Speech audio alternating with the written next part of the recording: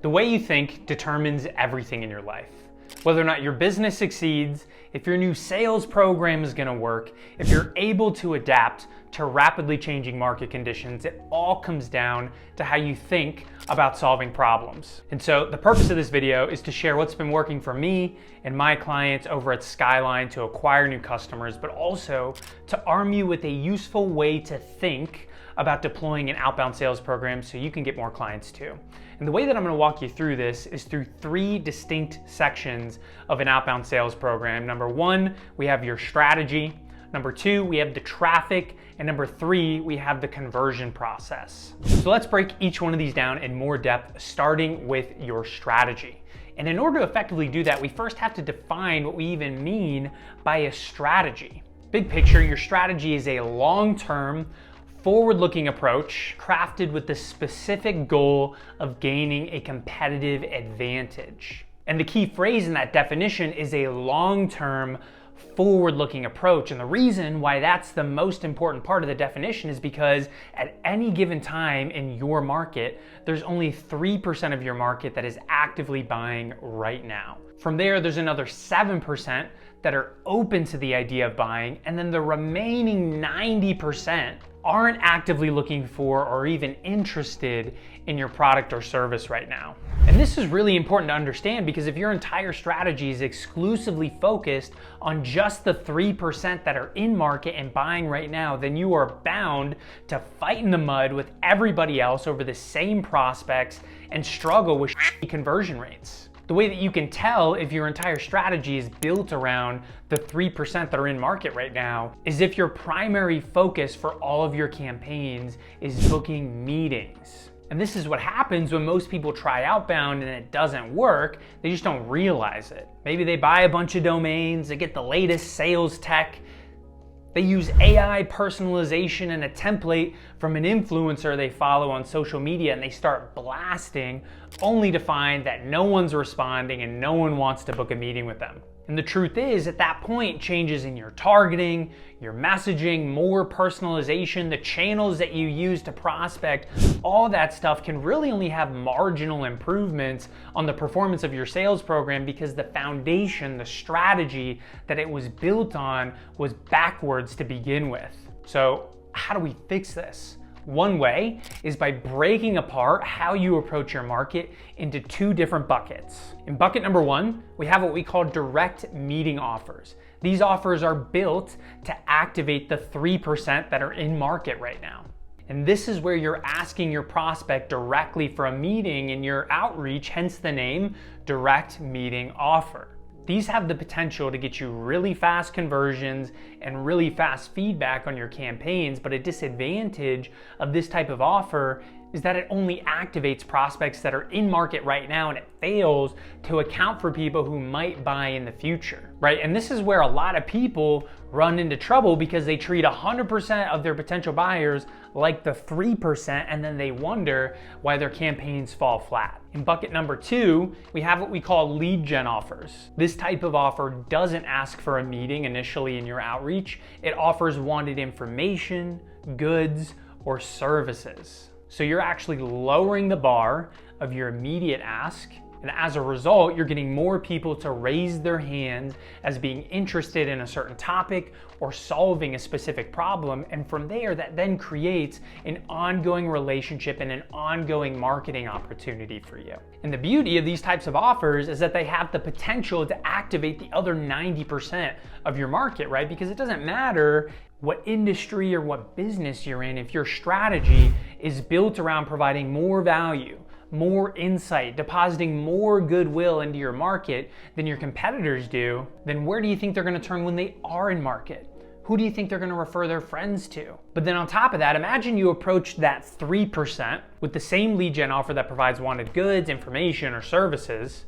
you're probably still gonna convert the same amount, if not more people than you would have with your direct meeting offer, but now you've done it with a completely different frame. Because instead of viewing you through this transactional lens because you approach them the same way that everyone else does, instead, you're already providing them with some kind of value that they want. Now, I don't want to be misunderstood, because what I'm not saying is that you should never go for the meeting and you should never use direct meeting offers. What I'm saying is that if you want to win at outbound when there's more noise, there's more competition, there's more automation than ever, you want an adaptable strategy that accounts for more than just the 3% of prospects that are in market right now. So if you've been trying outbound and you're not getting the meetings that you want, instead of asking yourself, how can I get more people to take a meeting with me? Instead, try asking, what can I offer my prospects that they'll value? And then use outbound as the delivery vehicle. So that's a nice transition into section number 2 here, which is traffic.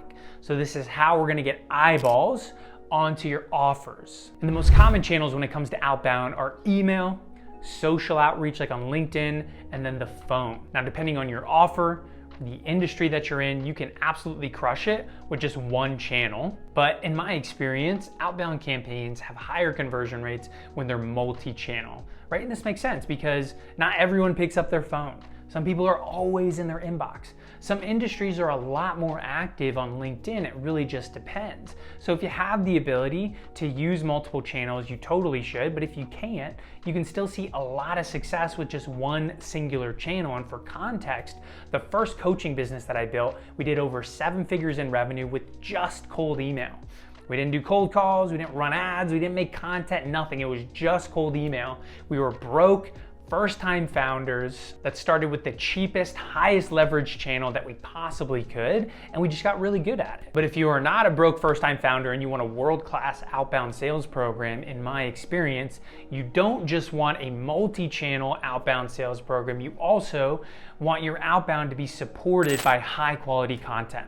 Right? Because think about it, what's the first thing you do if you're looking into buying from a company or you get an interesting cold email? You're probably gonna look that company up on social media like LinkedIn or something. And if you do and you see valuable content that other people are engaging with, it provides a layer of credibility and legitimacy, especially when compared to another company that's in your space, maybe offering a competitive solution, but then they don't have any kind of online presence. Right? So posting content in conjunction with your outbound sales program, it's gonna boost conversion rates of your outbound campaigns. It's going to generate leads and sales as a standalone thing on its own. But then the secret sauce here is that those content pieces, if done right, they start to double as lead gen offers that you can use in your outbound campaigns. Take this post from my LinkedIn profile as an example. At the time of this recording, it is almost 350,000 organic impressions from this one post alone. It generated a ton of leads and sales as a standalone piece of content. But now I'm able to use this same topic and this same piece of content that I am selling in the post as the tip of my spear in an outbound campaign, right? Because I already know my market is interested in the topic. I already know that they're getting value, right? So now I can provide my market with that same value, but use outbound as the delivery vehicle. So what I'm hoping you're seeing is that the best way to have a world-class outbound sales program isn't just to focus on outbound, because everything really starts to feed into each other. Now, from a content perspective, when it comes to like what platform should I post on, how often should I post, it is a super subjective question. It's gonna depend on you, your business, your bandwidth. But if you want help with any of the stuff that we're talking about in this video, we help our clients with email, social outreach, phone prospecting, and sales coaching. And then on the content side of the house, we help our clients with LinkedIn and YouTube. So if you want to learn more about how we work and explore potentially working with us, you can check out a link down in the description below. But then also, depending on when you're watching this, we'll have a free course that dives super deep into all of these topics that's also going to be linked down below. But okay, now that we've talked about your strategy and the traffic, the final piece to talk about here is your conversion process. And for direct meeting offers, it's pretty simple. You're already asking for the meeting, so if they respond back positive, you just book a call with them. Now, if you want more context on how to structure your pre-call process to help eliminate no-shows and warm up cold prospects, you can check out my video here. But for lead gen offers, it's really gonna depend on what the offer is and the channel that you're using, but the point is that it creates an activated lead. So you now have the opportunity for ongoing relationships and ongoing conversations with this prospect.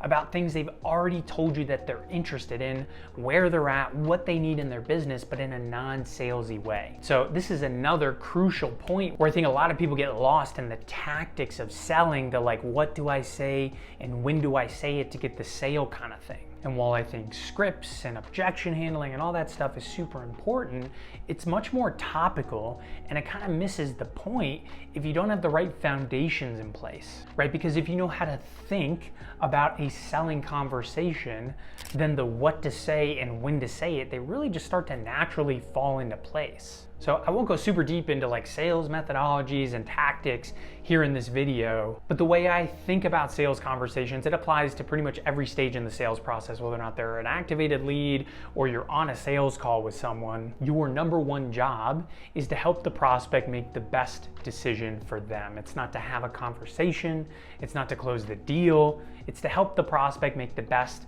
decision for them, right? Because at the end of the day, sales is leadership, and a good leader doesn't make decisions for people. They don't force people to make decisions. They help people make decisions to help themselves. Now, I didn't make that philosophy up, but more tactically what that means is that sometimes in a sales conversation, you have to challenge someone in the way they're making decisions, but then other times, you might just have to let them go because they're not a good fit for you. But that is all I got for you today. I hope you found this helpful. If you're interested in the free course, you can check down below. If it's not there, it's not out yet. And if it's not out yet and you want early access before we release it to everyone else, shoot me a message on LinkedIn and I'll add you to our pre-launch list. But other than that, I wish you the best of luck and I will see you on the next video. Bye.